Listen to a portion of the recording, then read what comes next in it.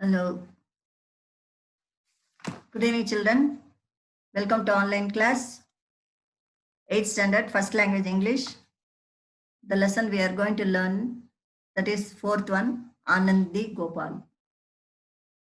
Anandi Gopal, this lesson is an autobiography. So you should know the difference between autobiography and biography.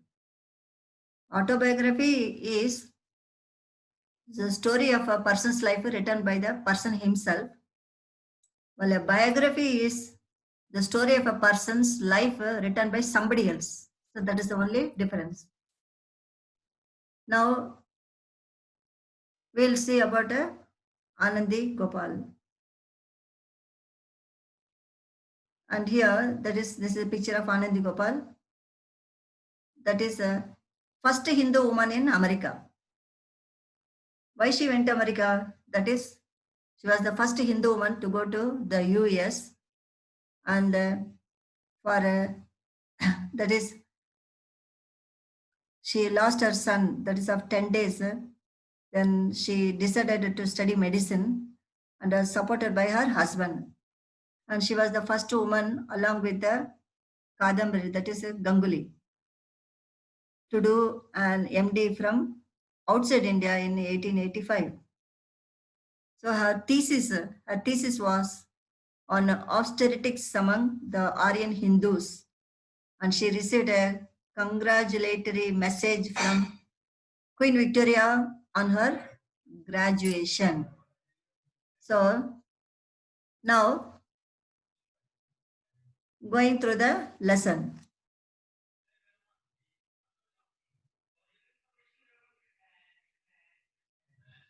First para.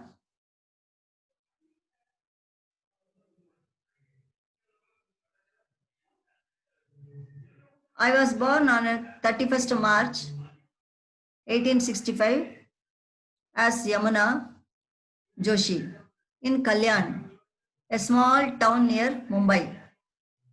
My family used to be the landlords in the town, but I had lost their riches.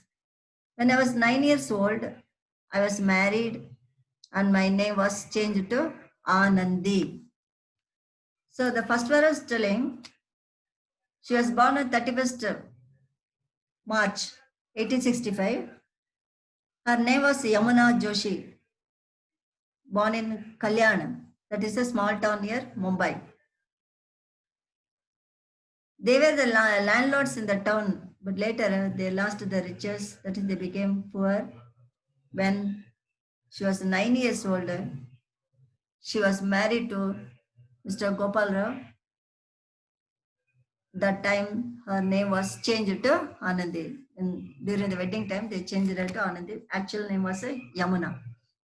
Second part I was telling, before my marriage, I could barely read Marathi. Education of girls was not common then. But my husband Gopal Rao was an ardent supporter of a widow remarriage, and women's education. After our marriage, he started teaching me. This was very difficult. In those days, a husband didn't even speak directly to his wife in front of others. In the beginning, my husband tried to enroll me in the missionary schools, but did not work out.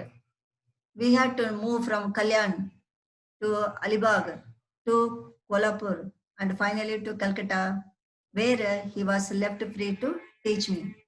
So second para is telling, before she was not knowing reading Marathi. That is before marriage. Because in those days, education to girls was not given much importance. And her husband, that is Mr. Gopal Rao, was an ardent supporter of widow remarriage and women's education. So he started teaching after marriage to whom? To Anandi. But in those days, husband was not talking directly to his wife in front of elders. So her husband tried to enroll her in the missionary schools, but he did not succeed. So they have to move from Kalyan to Alibag, to Kolhapur, and finally to Calcutta, where he was free to teach her, to train her also. Then third, after my rapid progress, my husband was insistent that I should acquire higher education. In those days, female doctors were not available in our country. Many women that is reluctant to approach a male doctor, and they would suffer as a lot as a result. Then I myself had lost my infant son when I was 14. So I decided that I would like to be a doctor. Then the reason why she wanted to be a doctor, that is, she showed a rapid progress because she was good in studies, and her husband not then tried still, that is to give her higher education. But in those days, female doctors were not available. So only, not even few, not at all available. So the ladies, they had to go and get treatment from the male doctors only. So many ladies are reluctant to get then treatment from male doctors. So they were suffering a lot due to this. So even she had a loss because she also, Anandi also gave birth to a child that is in the age of 14, but she lost that. That is 10 days. It died. So she decided, that time only she decided that she should become a doctor. Then fourth para is telling, my husband tried very hard to get me admitted in some university. That is, in some university in America. And Mrs. Carpenter of Roselle, New Jersey, by chance came to know about my story and was moved by the correspondence and wrote me a letter. She offered to host me in the USA. Since Gopal Rao wasn't able to get a job, we decided that I should leave for America alone. And we had to face a lot of opposition and criticism to the extent of people throwing stones and cowdung at us. Finally, then after many trials and tribulations, in June, that is 1883, I reached America and met my carpenter. That is Maushi. So that is called Maushi. That is a aunt. So fourth para is telling, her husband tried very hard to get admission in some university, that is in America. But Mrs. Carpenter of Roselle, New Jersey, by chance she came to know about Anandi Gopal through letters. So she was moved by that letters and was ready to offer her accommodation in the USA. Since Gopal Rao was not able to get a job, they decided that Anandi should leave for America alone. For this, the people were throwing stones and cow dung at them. But after many hardships, she reached America in June 1883, and Mrs. Carpenter. So this is the, so this is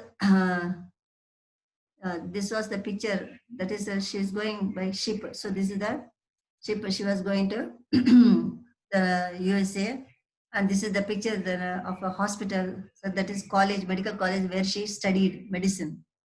And so this is the picture where she is then with the colleagues then doing operation. Then next one is, that is her last saying, be careful for challenges, because had there been no difficulties and no thorns in the way, then each woman and a man would have been in his primitive state and no progress made in civilization and mental culture. So this is said by Anandi Gopal Joshi.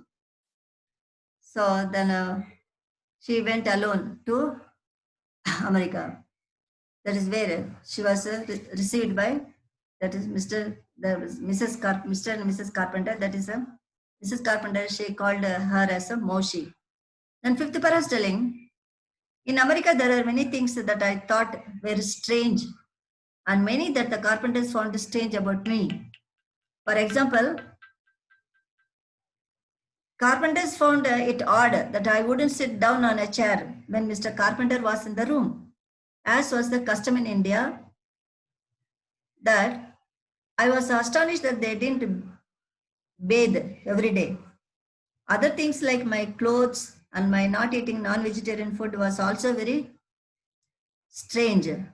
And the carpenter Maushi took care of me as if I were her own daughter. And she cried like a child when she left me at the Women's College in Philadelphia. So here. So fifth para is telling, in America, Anandi found many things. That is some many strange things she came across. That is, the carpenters also found many strange things in her also. Anandi was not ready to sit on a chair when Mr. Carpenter was there in the room, which was the Indian custom, not sitting in front of a gents. Anandi was surprised to know that they didn't bathe every day because the cold climate, they were not taking bath daily. But her dress and not eating non-vegetarian food was very strange for Mr. and Mrs. Carpenter. And Mrs. Carpenter felt very bad that she cried like a child when she left Anandi at the Women's College in Philadelphia. So coming to the sixth para, the superintendent and the secretary of the college are very kind, and they were impressed that I had come to study from so far away and braving poverty and opposition from my people. And they even offered me a scholarship of $600 for the 3 years. So what is the sixth para telling? The sixth para is explaining that the superintendent and the secretary of the college were very kind. They were very much impressed to know about Anandi's bravery facing poverty and opposition from her people. And they offered Anandi a scholarship of $600 for the 3 years to finish her medicine. Seventh para is telling, the moment, the room that was provided to me at the college didn't have a proper fireplace. The fireplace emitted a lot of smoke when lit. So it was a choice between smoke and cold. I tried to get another place, but that was not possible as no one was ready to rent a place to a brown Hindu girl trying to be a doctor. After about 2 years in that place, I had started having a constant temperature and a cough. Well, living in an alien culture, weather was always going to be difficult, and I was ready to face it.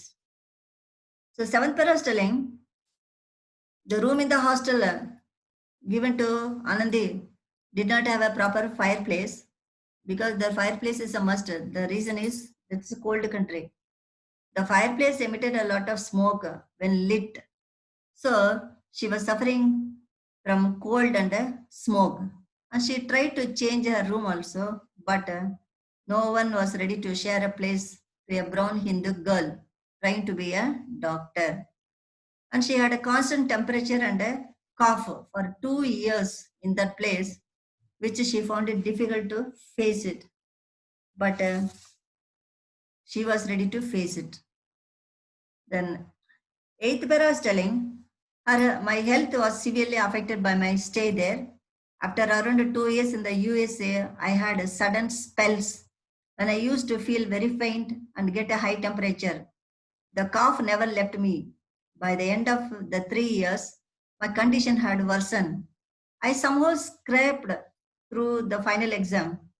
At the convocation where my husband was present, it was announced that I was the first woman doctor of India and got a standing ovation for that. It was one of the most rewarding moments of my life. Day by day, I grew worse and nothing worked. My husband then admitted me to the women's hospital in Philadelphia.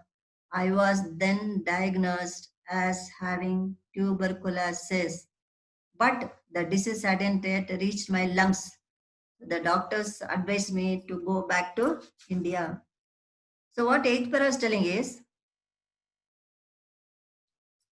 her health, Anandibai's health was severely affected due to her stay, that is in that room. She had a sudden dizziness and got high temperature. The cough did not leave her. Her health was worsened by the end of her study. Somehow, she went through the final exam, and the convocation, her husband was present. They announced that she was the first woman doctor of India, and she was given a standing ovation, which was one of the most rewarding moments of her life. So day by day, her health grew worse, and her husband admitted her to the women's hospital in Philadelphia, where she was diagnosed as having tuberculosis. But luckily, it had not reached her lungs. The doctors advised her to go back to India. The ninth para is telling, that is her return to India. After studying 33 years medicine in USA, she came back to India. How she came? The journey back home took a further toll on Anandibai's health, as doctors on the ship refused to treat a brown woman. On reaching India, she stayed at her cousin's place in Pune to receive treatment from a renowned Ayurvedic specialist. He, however, refused to treat her as, according to him, she had crossed the boundaries of society. Finally, on February 26, 1887, frustrated that all her achievements were in vain, Anandibai succumbed to her disease at the age of 22. She was mourned throughout India. Her ashes were sent to Mrs. Carpenter, who wanted to place them in her family's cemetery in Paudipsai. In Paudipsai. Then ninth para is telling, while journeying back home, that is her health took a further toll, as doctors on ship refused to treat a brown woman. On reaching India, she stayed at her cousin's place in Pune to receive Ayurvedic treatment. But the specialist, Ayurveda specialist, he refused to treat her, as she had crossed the boundaries of society. That is, in those days, they should not cross the sea, that particularly Brahmins. And finally, on February 26th, 1887, that is, Anandi Boy succumbed to her disease at the age of 22. She was mourned throughout India. Her ashes were sent to Mrs. Carpenter, as she wanted to place them in her family cemetery in Paudipsai. Now, the last para, that is, Anandibai's efforts, however, were not in vain. To this day, she is an inspiration to Indian girls from all walks of life. She enables us to believe that whatever our situations and circumstances, then nobody's dreams are unachievable, and that each of us has a, that is the potential to achieve whatever we wish to. Today, the Maharashtra government has a fellowship in her name for young women working on women's health.